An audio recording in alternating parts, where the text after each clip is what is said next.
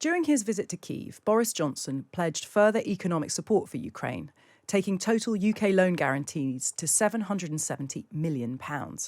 This comes the day after the UK announced £100 million worth of weapons for the country, including Starstreak anti-aircraft missiles and 800 anti-tank missiles. But are we doing enough?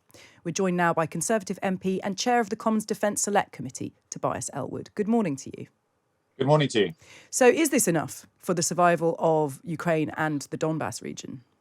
No, currently it's not enough. And it's the big question we need to ask ourselves is, do we genuinely want Ukraine to win? Or are we content in doing enough for Ukraine to survive in some form, but Russia to also be able to claim success? And what we're seeing is we're on a massive learning curve, a journey to better understand and appreciate what's going on. And I think that was illustrated by the Prime Minister's very important visit. This was a bold statement by the Prime Minister supporting the Ukrainian people, and I think providing a real confidence boost to those who are doing the fighting on the front line. But also, I think, a message to Putin that we are learning fast and we are gaining confidence. But I remain concerned about NATO's timidity. You know, we've been debating about defensive, offensive weapons, the scale, the caliber of the military hardware that we've wanting to send.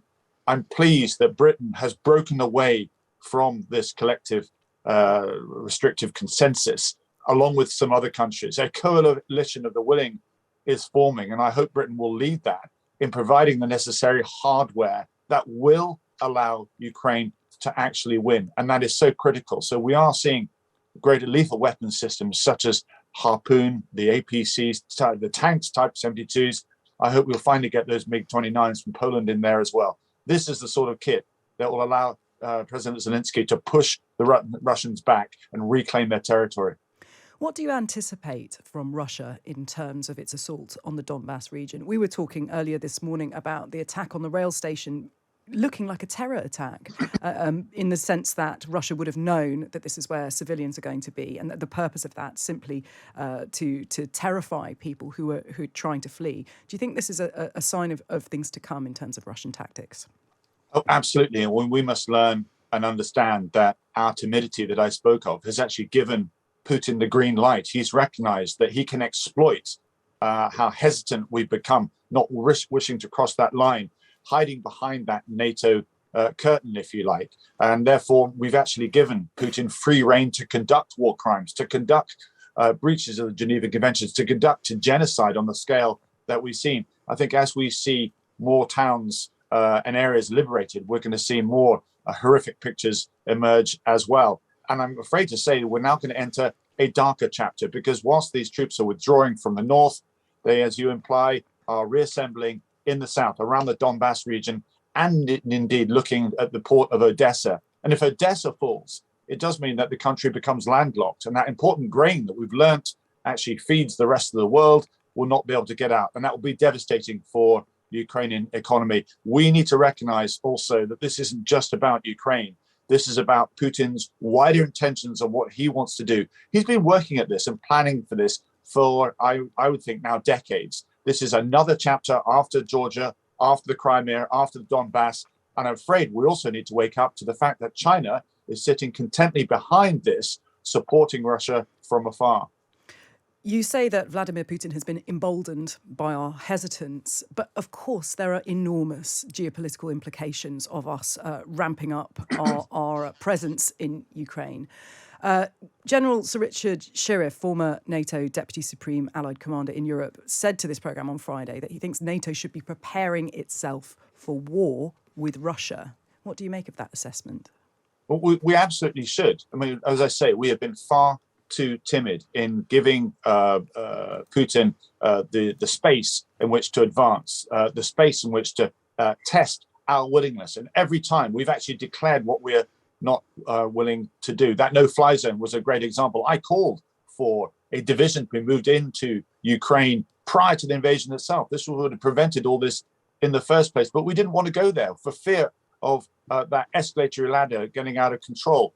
And we need to get better, as we did in the Cold War, of estimating, assessing, and taking risk. This is so critical because, as you say, the geopolitics of this are far, far wider than just Ukraine itself. So we need to brace ourselves, prepare ourselves for war in order to defend peace. That's what we need to do now.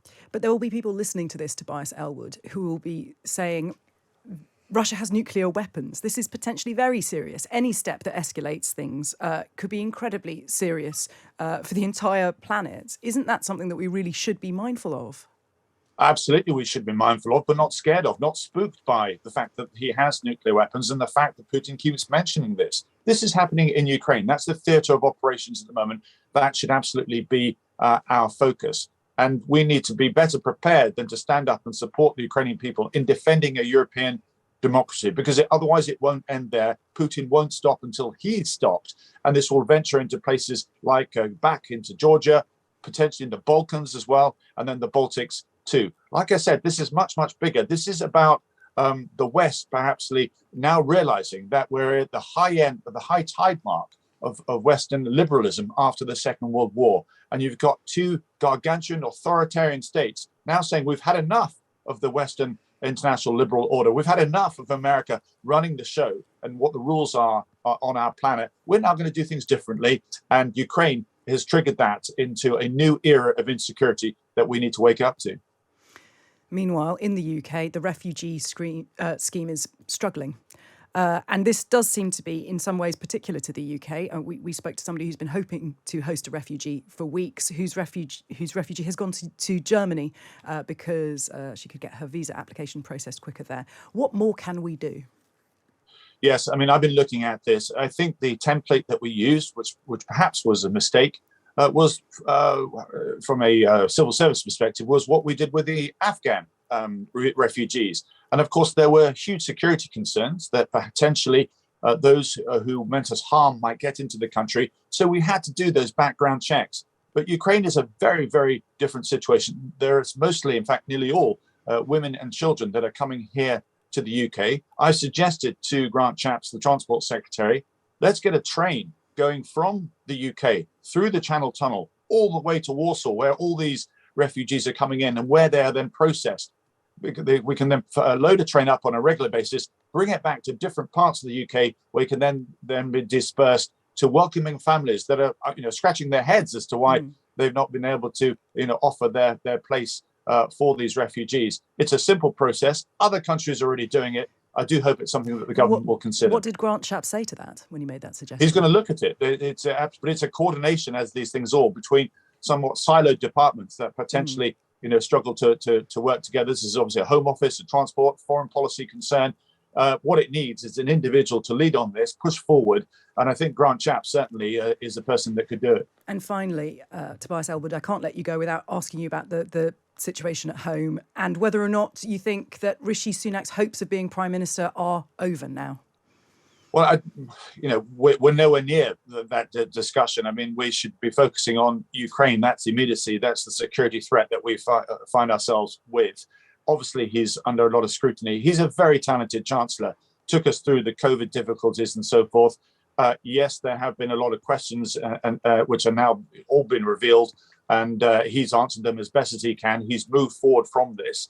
I think even to talk about Prime Minister and so on, it's just premature right now. We need to get on with running the country. He needs to get on with running the Treasury. Prime Minister needs to get on not just in leading in Ukraine, but also leading the European effort to better coordinate what we're doing to stand up to Putin.